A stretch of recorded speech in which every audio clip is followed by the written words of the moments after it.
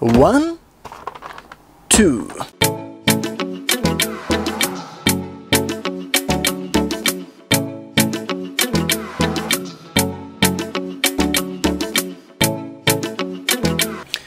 Hey, Great Figure Man here, and today I've got a pretty simple video for you, and that is a 1.0 Super Saiyan 3 Goku versus 2.0 Super Saiyan 3 Goku. This was a request by one of the users on our Dragonballz S.H.Figuarts Discord channel. If you're not already a member, there's a join link in the description below, so come join us. It's a great place to talk about figures, find out the latest news, share your collection, and chill with like-minded Dragon Ball figure collectors. If you don't already have a Discord account or you've never used it before, don't worry, it's simple. There's a phone app and you can use it on your computer. It's just a lot easier and nicer than using Facebook or Reddit or anything like that. So come join us, great place to talk figures. Anyway, let's jump into the video. And first off, I'll start by saying, why am I comparing these two figures? The 1.0 is very old now, and even the 2.0 is old, but there's been a lot of buzz about this figure recently due to is it getting re-released or not? Is it old stock? Is it new stock? Did they find something? Is it coming out in America? Where is it being re-released? Anyway, there's been huge buzz, and now we know there's going to be a worldwide re-release of this figure, which is awesome for those who don't have him, because he's a cool figure and he is ridiculously expensive. I believe he is 200, 300 US resale value recently, which is ridiculous. So getting that retail release is going to be awesome. I think he's 55, 60 US dollars retail. So when pre-orders open for that, jump on it, get him if you don't have him already. But yeah, in Discord last week, we have a weekly photo contest, and last week's theme was your first figure. And it so happened that the 2.0 Super Saiyan 3 was my very first figure. So I took a photo, submitted that, and we were talking about the figure in general, and I said, you know, while the 1.0, yeah, the body is horrible, he's such a cool figure though, and if you can get him, he's still worth picking up. And how the hair on this guy is fantastic. I kind of wish they would re-release this guy as a battle damaged version, but with this hair and that head. And I'll go over why shortly. And I'll also touch on the differences between a 1.0 and a 2.0 body type, if you don't know what that means, because that term gets thrown around a lot in the community, and if you're new to collecting, you might be pretty confused. So yeah, let's jump right into it. Looking at these two figures, the main difference that you'll see just looking at them is the colour. The 2.0 has that lovely orange colour, the nice blue, and the 1.0 is this kind of, I don't know, vomit colour. It's ugly, it's horrible. It's not a nice colour on him at all, unfortunately. And you'll also notice that the skin on him is this weird orange colour. You might be wondering why that is. And that's actually a sort of a deterioration over time due to the weathering. One of the main differences between a 1.0 and a 2.0 figure is the detailing and weathering. So you'll notice on the 1.0 face, there's a lot more detailing, some like lines, it's shaded, it's coloured, and all around his arms and muscles, it was weathered as well to give it that depth and look. Whereas the 2.0 is just a bare straight plastic, just the skin colour, nothing done there, no painting, anything like that. So unfortunately, however they did it for the 1.0 Goku here, it's kind of changed from a nice weathering look to this kind of sickly orange, kind of like he's got some weird disease, which is a huge shame on him. However, the weathering on his hair looks amazing. That's what I really love about this figure, and we'll get a close-up of that shortly. But first I want to showcase the other main reason why this is an awesome figure, and why I kind of prefer it to this figure. And that is this. It's an awesome key effect, kind of a swirling look. It's the only one that they've ever released, and just looks amazing. So you can take Goku, place him on the stand in the middle here, and he's got the swirling effect. So to get this unique effect, it's one of the great reasons to pick up the 1.0 figure. I'll put the figures in this effect towards the end for some photos, and you can check it out. But for now, I'll just move off to the side. Oh, actually, sorry, one more thing. Both figures actually come with a stand as well. The 2.0 here comes with a same stand as this, with a square base and the pole and the pegs. Anyway, let's move this to the side and get a closer look at the figures. Okay, so I've got a close-up here now of both heads, and the main thing I want to point out is the hair. Looking at the 2.0, it's a solid colour all the way through, whether it's in the very centre or out towards the tip, whereas the 1.0 kind of starts off as a nice darker orangey colour before moving more towards a yellow to a brighter yellow, kind of not quite white, and very desaturated at the tip. So it gives it that nice contrast and look. It just looks amazing coming through. It looks like it's got the shadows, depth, it's just awesome. And the other big difference is that the 2.0 here is actually metallic. And that's the main thing I don't really like about it. If it's just one kind of solid colour, I feel like it would probably look a bit nicer, but instead it's kind of got these metal-y flakes in there. I guess they're trying to go for that kind of sparkling, he's powering up type look. I applaud them for trying something new, but for me personally, I'm not a big fan. So with that, I just put the halo on for a better comparison, because you might be wondering if he comes with one or not. Straight out of the box, the halo is attached to a 2.0, whereas the 1.0 is separate. I'll go over all the accessories that they come with a bit later in the video, but for now I've just put it on just so you can see what it looks like. Anyway, the next main point I'm going to talk about with the hair is that I feel like the posability and flexibility on the 1.0 is superior to the 2.0. The 2.0 might just because he's a lot tighter and you just have to move around a bit more forcibly, or over time it will loosen up. But I feel like the parts on the 1.0 are fantastic. So there's 1, 2, 3, 4 different points of articulation, and it just fully moves around. You can go up quite well, twist down, and each part can move around quite well. Depending on the part, it kind of gets stuck on the hair behind, so you got this part and this part here which will kind of stop each other from moving, but the end part you can twist around quite well, which is great, so you can kind of get some nice movement and motion in his hair when you pose him. However, the 2.0, it's similar. You've got the 1, 2, 3, 4 points, but everything's just a lot tighter and the movement is very restricted. You can't really move these parts because the top parts of the hair stop each other from moving well, and again when you go down this part it's fully interlocking in here, it's like a V. So the range of motion you've got is a lot more limited. You kind of just limited to the almost just the tip, but it's kind of hard to see. Yeah. The mount you can move around, you can kind of move the hair out of the way and kind of twist it up a bit, but the ease of posing it and the ease of moving it it's just a lot more limited with the 2.0. So yeah, that's the main reasons why I really like the 1.0 version. The hair, the look, the colouring, the shading on the hair, and then of course he comes with this badass effect. So next part I want to talk about is the body type. So if you're new to collecting, or maybe you've been collecting for a while but you're still not familiar with the terms, you might hear 1.0 body type and 2.0 body type thrown around quite a bit. Now what that's referring to is, well, the version of a body they use.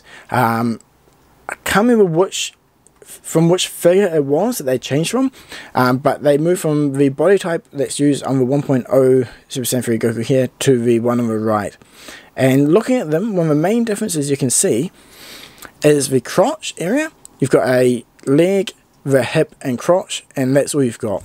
Whereas on the 2.0 you've got the leg, the inner leg part, the upper hip, and then the main crotch area. So instead of just being 2 parts, you've got now 4 areas of movement. Sorry, 3 areas of movement and 4 parts.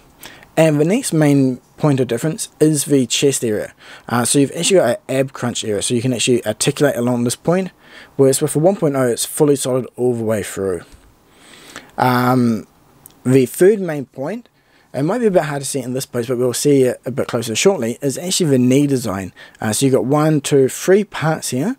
So when you articulate the leg, you still have this one part of the kneecap or knee area showing, so it hides the joint really well.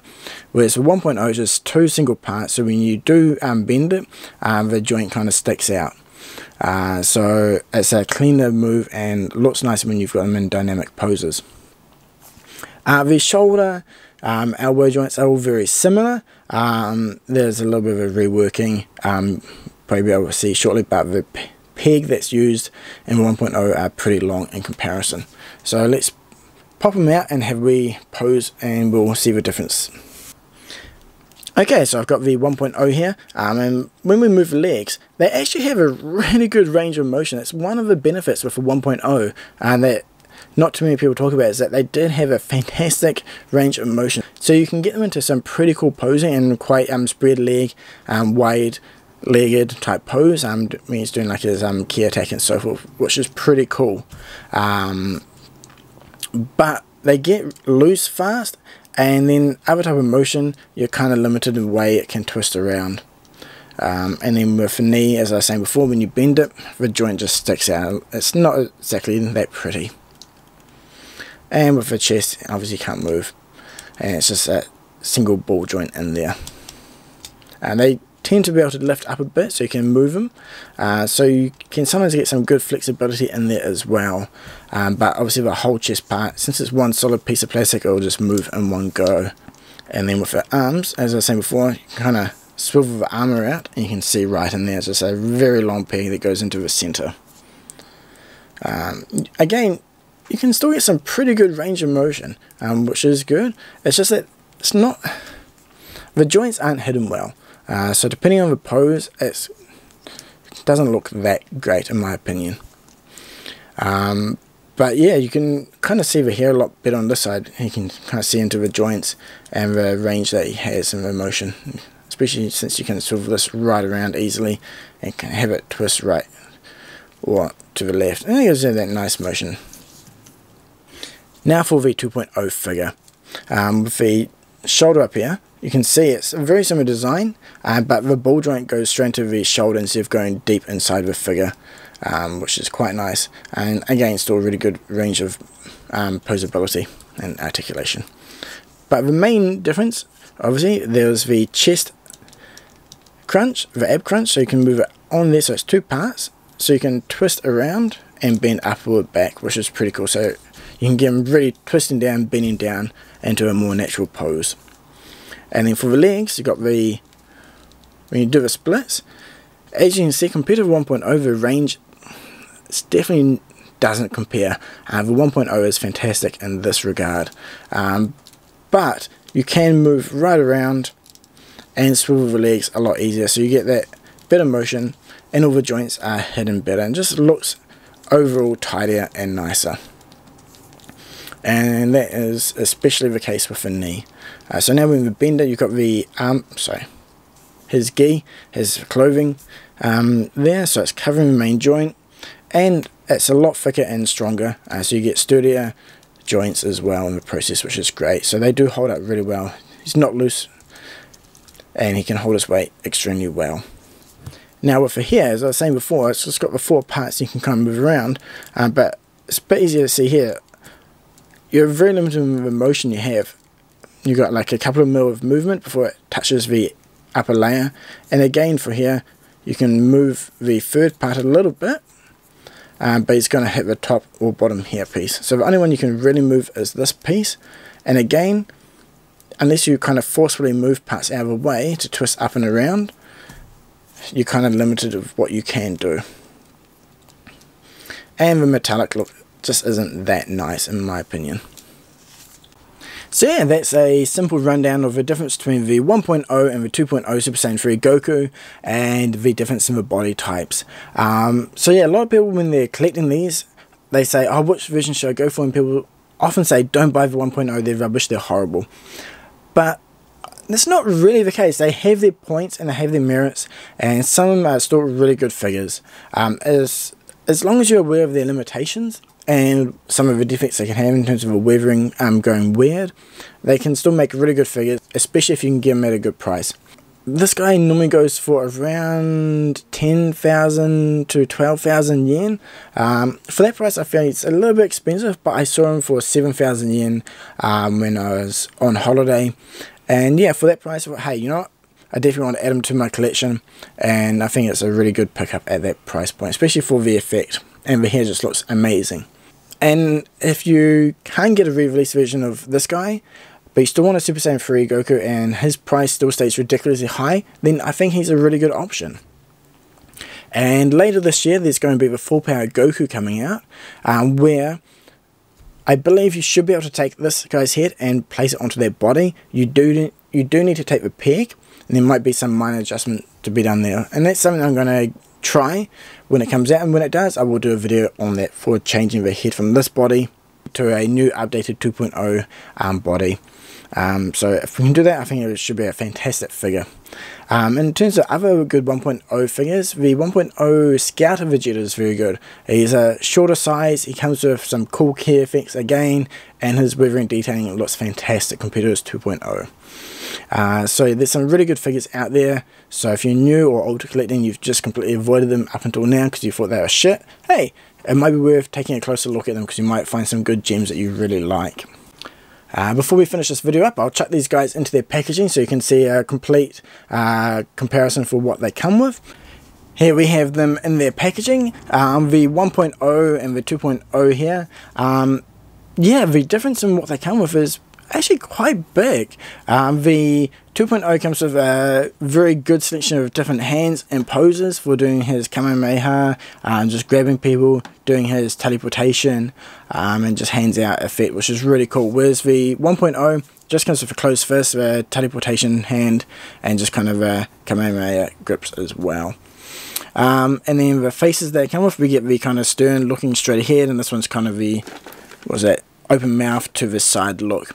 But the 2.0 comes with the 3 extra faces, kind of similar to what we've got on here, but he's slightly smirking, and this one kind of shut mouth but looking to the side, and this one's looking to the side, open mouth and yelling. So yeah, a good variety of faces in the 2.0, and that's one of the big differences as well nowadays. They kind of dropped the shading on the 1.0 figures, and instead you get more accessories, more faces, more expressions in the hands. So I guess it's their way of kind of balancing out the pricing, because the figures have slightly gone more expensive, but detailing has dropped. So I guess it's an okay trade-off.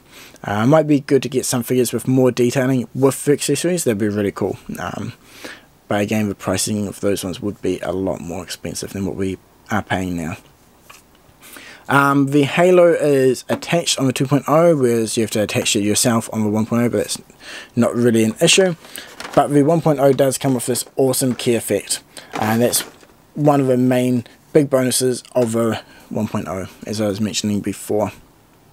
So yeah, I hope you enjoyed this video, this comparison. If there's anything else like this you want to see going forward in the future, please do let me know. If that's something I can do, I'll be happy to do the video for you. And yeah, I'll check out some photos of both these figures in the effect at the end of this video. So again, thank you very much for watching. Please like and subscribe. Cheers!